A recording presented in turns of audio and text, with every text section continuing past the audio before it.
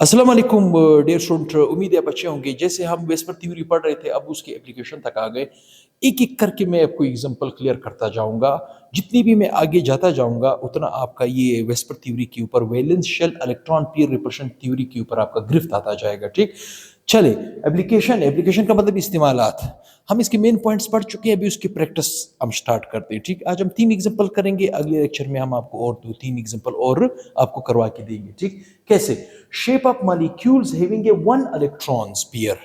One electron pair, ऐसा shape of molecule जिसमें एक इलेक्ट्रॉन पेयर हो। इसका मतलब है दो एटमों के बीच एक बॉन्ड बन रहा हो, दो एटमों के बीच एक बॉन्ड बन रहा हो। ठीक, जिसके एग्जांपल हम ले सकते हैं, जैसे मिसाल के तौर पे, इसके एग्जांपल कौन से आएंगे? हाइड्रोजन क्लोराइड, ठीक है, carbon monoxide, chlorine as well as nitrogen. ठीक, अब गौर से सुने, अब गौर सुने। ये जो है ये ए बी टाइप मॉलिक्यूल है। ए बी टाइप का मतलब है एक ए हाइड्रोजन है, बी आपके पास क्या है? क्लोरीन है। बी आपके पास क्या है? क्लोरीन है। ए बी टाइप का मॉलिक्यूल है। अब अगर ए बी टाइप का मॉलिक्यूल को देखा जाए तो हम यहाँ पे इसका अगर स्ट्रक्चर बनाएंगे तो ये आपके पास ए डैश सी एल होगा। अब आप मुझे बताएं, जब दो एटम आपस में मिलकर बॉन्ड बनाएंगे उसमें एंगल का डिफरेंस तो नहीं होगा। इसका मतलब है शेप और ज्योमेट्री एक ही होगी, लीनियर। क्या होगी? लीनियर। इसका मतलब है कि इसकी ज्योमेट्री, इसकी शेप, इसकी ज्योमेट्री और इसका शेप, ठीक, ज्योमेट्री और शेप दोनों के दोनों क्या होंगे? लीनियर, आमने सामने है। ठीक है, लीनियर आमने सामने, ये इतना बड़ा इशू नहीं है। इसी तरह अगर मैं आपसे पूछूं इसका शेप क्या होगा, ज्योमेट्री क्या होगी? लीनियर। इसका शेप क्या होगा, ज्योमेट्री क्या होगी? लीनियर। क्यों? क्योंकि ये ए बी टाइप मॉलिक्यूल है, इसके बीच में जो एक बॉन्ड बना हुआ है, एक इलेक्ट्रॉन पेयर उसके बीच बना हुआ है, तो ए बी टाइप मॉलिक्यूल में कोई इतना बड़ा मसला नहीं होता। ठीक, अब आते हैं, आपको ये भी पता होना चाहिए, ये जो ज्योमेट्री है ये क्या है? ज्योमेट्री है। इसे हम प्यार से इलेक्ट्रॉन इलेक्ट्रॉन पियर ज्योमेट्री कहते हैं। क्या कहते हैं? इलेक्ट्रॉन पियर ज्योमेट्री कहते हैं। और एक चीज याद रखें, electron pair geometry depends depends on bond pair plus lone pair, दोनों पे डिपेंड करती है। ठीक, ज्योमेट्री जिसे हम इलेक्ट्रॉन पेयर ज्योमेट्री कहते हैं, वो दोनों पे डिपेंड करती है, बॉन्ड पेयर पे भी और लोन पेयर पे भी डिपेंड करती है। इसी तरह हम आते हैं शेप की तरफ। किस तरफ आते हैं? शेप की तरफ। शेप को हम प्यार से मॉलिक्यूलर मॉलिक्यूलर ज्योमेट्री कहते हैं। मेरी बात यहां तक आपको समझ आ रही होगी। इस मॉलिक्यूलर ज्योमेट्री को आप बड़े प्यार से शेप, शॉर्ट लैंग्वेज में आप इसे शेप भी कह सकते हो। और ये सिर्फ और सिर्फ depend upon only only only bond pair. ठीक, ये चीज याद रखें, geometry bond pair, loan pair दोनों पे डिपेंड करती है। इसका मतलब है इलेक्ट्रॉन पेयर पे डिपेंड करती है। ठीक, इलेक्ट्रॉन पेयर दो किस्म के हैं, बॉन्ड पेयर और लोन पेयर। ठीक, ज्योमेट्री दोनों पे डिपेंड करती है। और ज्योमेट्री आपको मिलेगी एप्टाइजेशन के नंबर पे। वो शॉर्टकट ट्रिक मैं आपको बता चुका हूं, जिसने पिछला लेक्चर नहीं देखा है उसमें देख सकता है। लेकिन ये जो मॉलिक्यूलर ज्योमेट्री जिसे हम शेप कहते हैं, मॉलिक्यूलर ज्योमेट्री जिसे हम शेप कहते हैं, ये डिपेंड करता है सिर्फ और सिर्फ बॉन्ड पेयर पे। किस पे डिपेंड करता है? सिर्फ और सिर्फ बॉन्ड पेयर पे डिपेंड करता है। ये मेरे ख्याल में ये पहला एप्लीकेशन आपको समझ आ गया। अब जैसे हम आगे जाते जाएंगे आपके सामने नॉलेज आती जाएगी automatically. Shape of molecule having a 3 electron pair, ऐसा मॉलिक्यूल जिसमें 3 इलेक्ट्रॉन पेयर्स हो, जिसे हम Ab2 टाइप्स कहते हैं। जिसे हम क्या कहते हैं? Ab2 types. जैसे मिसाल हमारे पास आ सकता है बेरिलियम क्लोराइड, क्या आ सकते हैं? Beryllium chloride, cadmium chloride, carbon dioxide, ठीक है, सल्फर डाइऑक्साइड, ठीक है, और HgCl, ठीक है, और इसी तरह MgCl2। ठीक, ये सारे के सारे ऐसे मॉलिक्यूल है जिन्हें हम कहते हैं Ab2 टाइप्स। क्या कहते हैं? Ab2 types. अब beryllium dichloride, cadmium dichloride, carbon di, देखिए कार्बन एक है और ऑक्सीजन क्या है? 2 है। ऐसे मॉलिक्यूल को हम क्या कहते हैं? Ab2 type. तो चले इसकी प्रैक्टिस में यहां पे आपको करवा के देता हूं। यहां पे आपको प्रैक्टिस करवा के देता हूं, फिर मैं इसको साफ करूंगा क्योंकि मेरे पास टाइम जगह कम है। ठीक, सबसे पहले नंबर पे हम लेते हैं बेरिलियम डाइक्लोराइड को। किसको? बेरिलियम क्लोराइड को, या इसे बेरिलियम डाइक्लोराइड भी आप कह सकते हो। सबसे पहले इसका हम हाइब्रिडाइजेशन का नंबर निकालेंगे। जब हम इसका हाइब्रिडाइजेशन का नंबर निकालेंगे, इसका मतलब इसकी ज्योमेट्री हमारे हाथ लग जाएगी। ठीक, क्या लग जाएगी? ज्योमेट्री। तो यहां पे देखिए, सबसे पहले हम लिखेंगे बेरिलियम, फिर हम लिखेंगे क्लोरीन। बेरिलियम का एटॉमिक नंबर कितना है, क्लोरीन का एटॉमिक नंबर कितना है, ये हमें पता होना चाहिए। ठीक, बेरिलियम का एटॉमिक नंबर है 4 और क्लोरीन का एटॉमिक नंबर है 17। 4 का मतलब क्या है, पहले में 2 और दूसरे में 2। मेरा काम इस वैलेंस इलेक्ट्रॉन के साथ है, मेरी बात समझ रहे हो, वैलेंस इलेक्ट्रॉन के साथ। इसी तरह क्लोरीन का 17। 17 का मतलब क्या है, पहले में 2, दूसरे में 8, तीसरे में 7। हमारा काम है इस वैलेंस इलेक्ट्रॉन के साथ, 7 के साथ। वैलेंस का मतलब है आखिरी शेल में इलेक्ट्रॉन। चूंकि क्लोरीन की 2 एटम है, तो इस 7 को मैं 2 के साथ मल्टीप्लाई करूंगा, ये हो जाएंगे 14। 14 को इसके साथ जमा करो सॉरी 14 को इस 2 के साथ जमा करो। ठीक, 14 को इस 2 के साथ जमा करोगे तो ये आपके पास आ जाएगा 16। क्या आ जाएगा? 16। अब आप मुझे बताओ, इससे पहले मैं आपको रेंज बता चुका हूं, इससे पहले मैं आपको रेंज बता चुका हूं कि 2 के बराबर या 2 से ज्यादा, 8 के बराबर या 8 से कम, तो फिर 2 पे तकसीम करना है। ठीक, लेकिन ये तो 16 है, इसका मतलब 8 से ग्रेटर है, 56 से कम, तो इसे मैं क्या करूंगा, 8 भी डिवाइड करूंगा, 8 दूनी 16। आंसर क्या आया? आंसर क्या आया? 2। 2 का मतलब क्या है कि एक एस ने एक पी के साथ ओवरलैप किया है, हाइब्रिडाइजेशन होगा एसपी। और ये चीज मैं आपको बता चुका हूं, जिस एटम, जिस मॉलिक्यूल के अंदर सेंट्रल एटम एसपी हाइब्रिडाइजेशन हो, तो उसकी ज्योमेट्री होती है लीनियर। उसकी ज्योमेट्री क्या होती है? ज्योमेट्री होती है लीनियर। लीनियर, ठीक। किस तरह की लीनियर? ये जो आपके पास बेरिलियम है, बेरिलियम क्लोराइड, क्लोराइड, ये जो एंगल आपको मिलेगा, ये कितने का मिलेगा? 180 का। अब आप मुझे बताएं, क्या बेरिलियम एटम के पास आखिरी शेल में जो 2 इलेक्ट्रॉन है, एक इलेक्ट्रॉन ये है, एक ये है, ठीक, इन्होंने मिलकर बॉन्ड बनाया हुआ है, इसके पास लोन पेयर नहीं है। जिस मॉलिक्यूल के अंदर सेंट्रल एटम के पास लोन पेयर ना हो, तो ज्योमेट्री शेप बन जाती है। मैंने क्या कहा? ज्योमेट्री शेप बन, इसकी ज्योमेट्री है लीनियर, तो इसका शेप भी आपके पास क्या आ जाएगा? लीनियर। इसी तरह ये जितने मॉलिक्यूल मैंने आपको लिखवा के दिए हैं, ठीक, जैसे बेरिलियम डाइक्लोराइड का शेप और geometry, geometry linear, shape linear.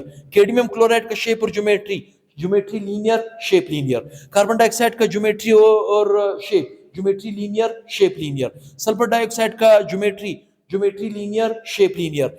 Mercurous chloride का ज्योमेट्री लीनियर, शेप लीनियर। और मैग्नीशियम क्लोराइड की ज्योमेट्री और शेप वो भी आपके पास लीनियर है। सबका इसी मेथड से आसानी से आप निकाल सकते हो। किसी ने स्क्रीनशॉट लेना हो तो वो ले चुका होगा या वो ले सकता है। मैं इस एरिया को साफ करूंगा क्योंकि मैंने अभी एक और एग्जांपल आपको प्रूफ करना है, तीसरा एप्लीकेशन, ठीक। तीसरा एप्लीकेशन मैं समझता हूं आप लोग इसका स्क्रीनशॉट ले चुके हो, तो अब हम आगे मूव करते हैं, ठीक। हम आगे मूव करते हैं, ठीक।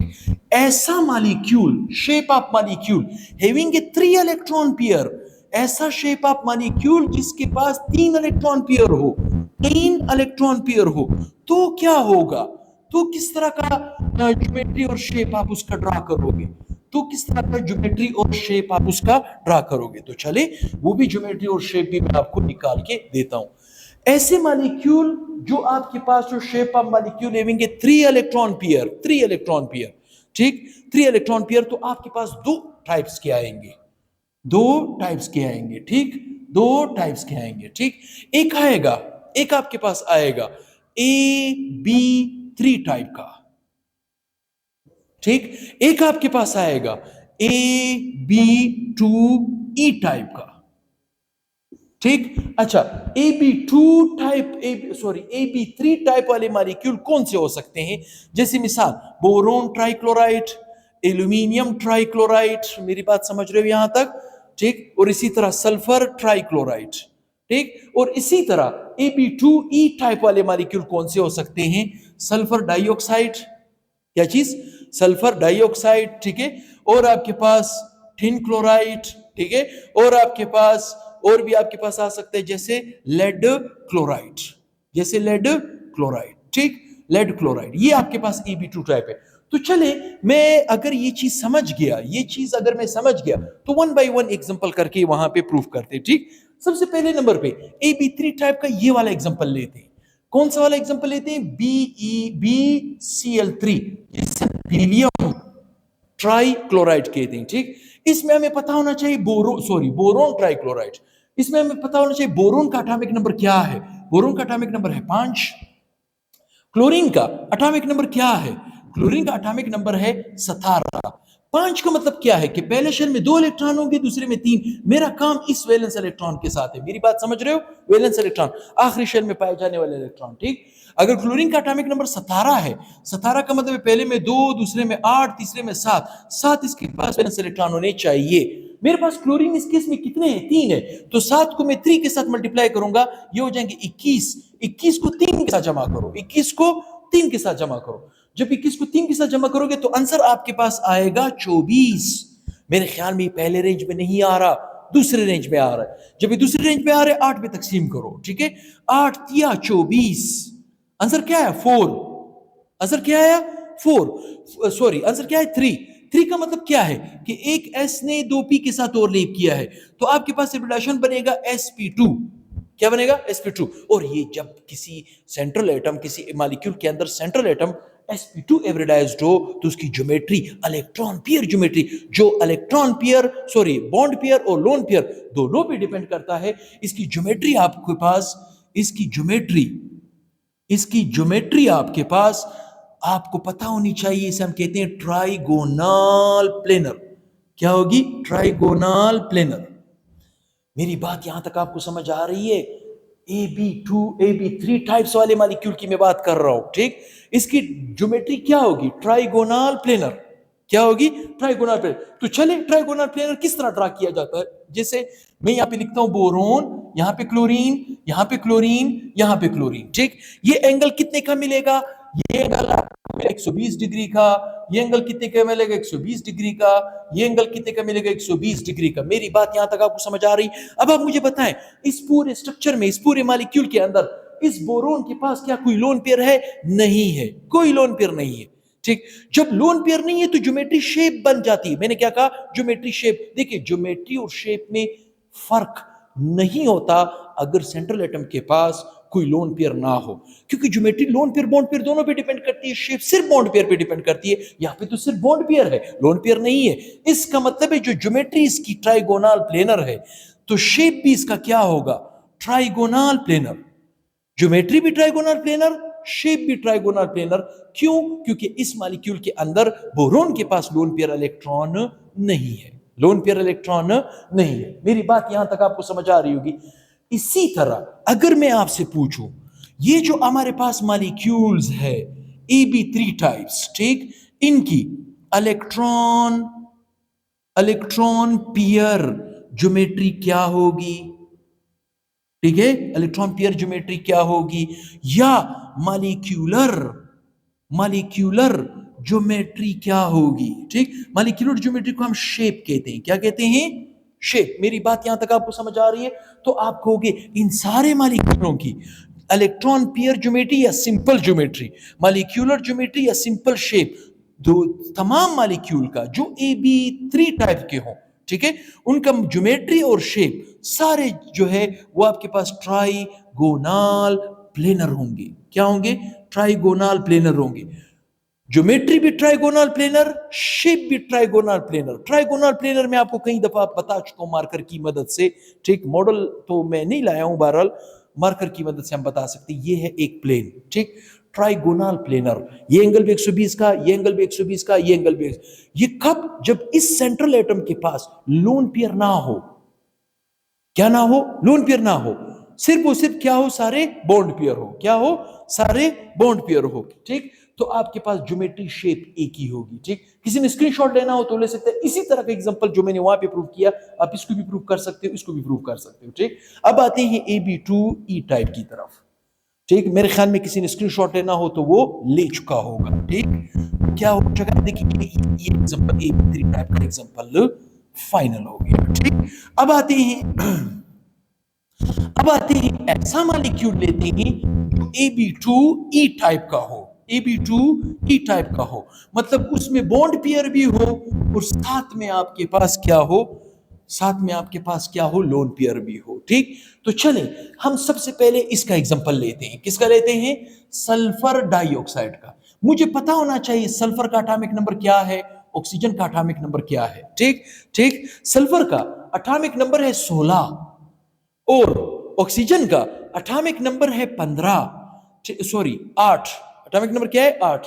सल्फर का एटॉमिक नंबर है 16। 16 का मतलब क्या है कि पहले शेल में 2 इलेक्ट्रॉन, दूसरे में 8, तीसरे में 6। मेरा काम इस वैलेंस इलेक्ट्रॉन के साथ है, आखिरी शेल के साथ है, ठीक, आखिरी शेल में मौजूद इलेक्ट्रॉनों के साथ।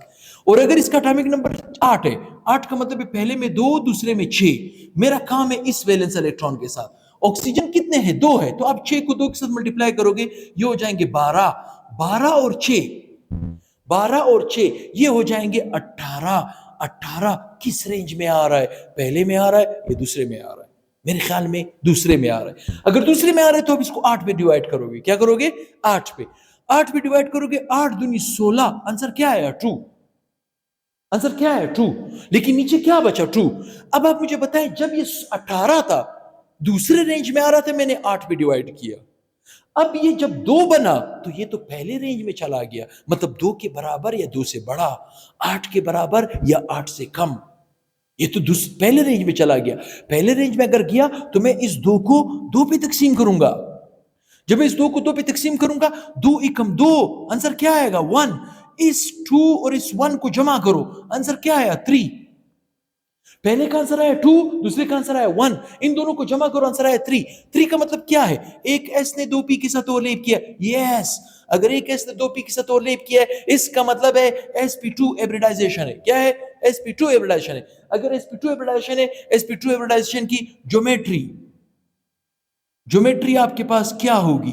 इसकी ज्योमेट्री होगी ट्राइगोनल प्लेनर। क्या होगी?